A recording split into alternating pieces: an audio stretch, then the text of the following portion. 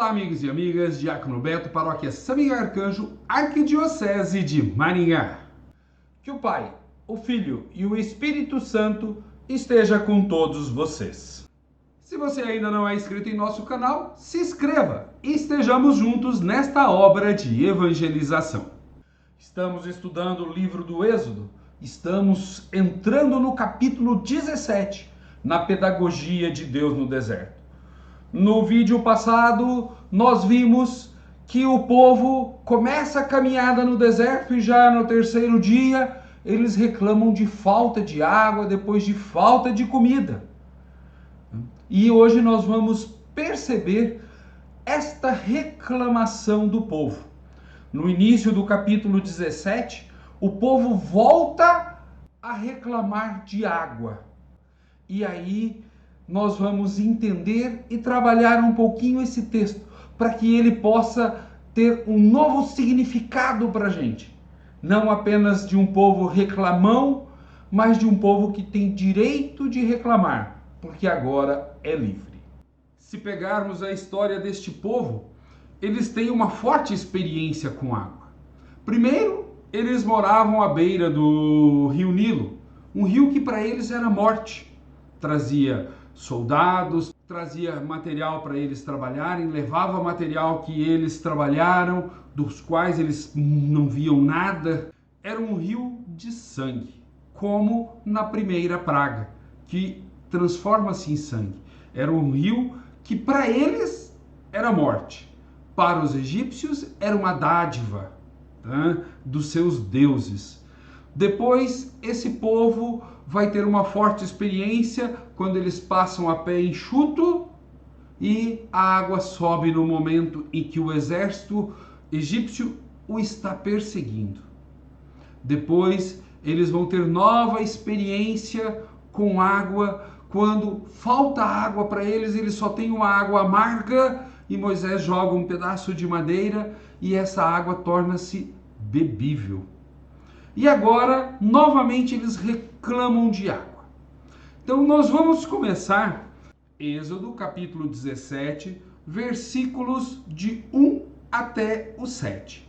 E ele começa assim: toda a comunidade dos israelitas partiu do deserto de Sim para as etapas seguintes. Duas coisas aí. Primeiro, todo o povo, ou seja, existia uma união, existia uma organização que é demonstrada através das etapas seguintes. Ou seja, eles sabem para onde eles vão. Eles não estão caminhando a esmo. Depois continua, segundo a ordem de Javé, e acamparam em Rafidim, onde não havia água para beber. O povo discutiu, pois, com Moisés e disse: dá-nos água para beber. Respondeu-lhes Moisés: por que discutis comigo? Por que pondes Javé à prova? Paramos aqui. Por que discutis comigo? Por que vocês estão querendo discutir com Deus? Aí nós temos que entender algo importante. Primeiro, lá no Egito, quando esse povo reclamou do que o faraó tornou dura a escravidão para eles, porque eles queriam sair 3 dias de uma festa, o que o faraó fez?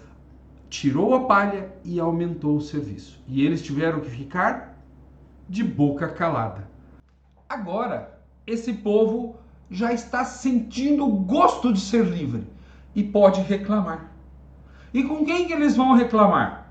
Com o seu líder. Quem que é o líder? Moisés, Arão, Miriam, Josué. Tem vários líderes. No final do capítulo 17 já aparece a liderança de Josué. Então, nós temos que perceber que esse povo não reclama só porque é um povo reclamão, mas eles reclamam porque eles conseguem reclamar. Lá no Egito reclamaram, aumentou o serviço. Aqui eles reclamam e o que Deus faz? Vai tirar água da rocha. Esse povo, ele ainda não consegue caminhar com as próprias pernas. O seu líder, Moisés, ainda está meio perdido. Ele vai colocar no versículo 4 o seguinte: pouco falta para que me apedrejem. Eles vão reclamar: pô, por que você tirou a gente de lá que era ruim, mas pelo menos nós tínhamos água e comida para trazer aqui para a gente morrer de sede e de fome? E aí é o líder, o papel do líder, que tem que entender o processo em que o povo está. E o povo, pela primeira vez, consegue reclamar. Porque no Egito reclamava, apanhava, trabalhava mais, sofria e assim por diante. Agora, com Deus, a gente pode reclamar. Porque Deus nos ouve, Deus nos escuta e Deus não se vinga da gente. Então esse povo começa a experimentar Deus nisso daí. E Deus, caminhando com o seu povo, vai fazer o quê? Vai sustentá-lo na caminhada, com o braço forte. Então o texto ele tem duas partes bonitas. A primeira, no versículo 2, aonde diz que acamparam em Rafidim e não havia água para beber. No versículo 4, clamou a Deus, ou seja, Deus acaba ajudando o povo precisa de Deus, eles não conseguem ainda prover-se, eles vão ter que se organizar mais para poder se prover, para Deus não ficar ali como uma mamãe junto dos filhinhos que ainda não sabem se alimentar. Eles vão caminhar. Os 40 anos de deserto é para ensiná-los a isso. E aí eles clamam a Deus e Deus faz o quê? Com um bastão que Moisés feriu o rio, aqui não é o mar, no texto fala o rio, ele vai lá e bate na pedra e sai água. Nós vamos ter algo muito parecido em Números, capítulo 20, versículos de 1 a 13. Números muitas vezes vai completar essa caminhada do povo do deserto. Às vezes temos partes no Êxodo e às vezes no livro de Números. Então, esse povo reclama, Deus ouve e no versículo 6 acontece o seguinte: ferirás a rocha e dela sairá água para beber. Então, no primeiro momento, não havia água para o povo beber. O povo clama a Deus, depois ali de reclamar e tudo mais, Deus intervém em favor do povo, esse povo não vive sem Deus. Moisés bate na pedra, fere a pedra, quer dizer, bate forte na pedra, se fosse só tocar uma coisa, ferir é bater mais forte, e a água sai. E o povo vai beber.